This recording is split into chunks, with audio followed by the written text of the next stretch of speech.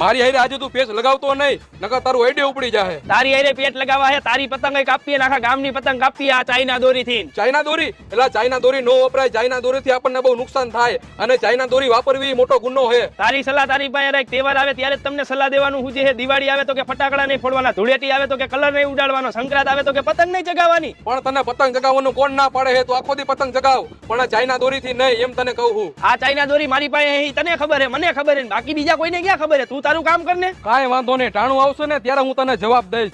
ચકલા કોઈ દી બાજ નો બને મારા કલેજા. હાલો મામા, મારો પાડોશી ચાઇના દોરીથી પતંગ ચગાવે છે. તમે ક્યારે આવો છો મામેરું લઈને?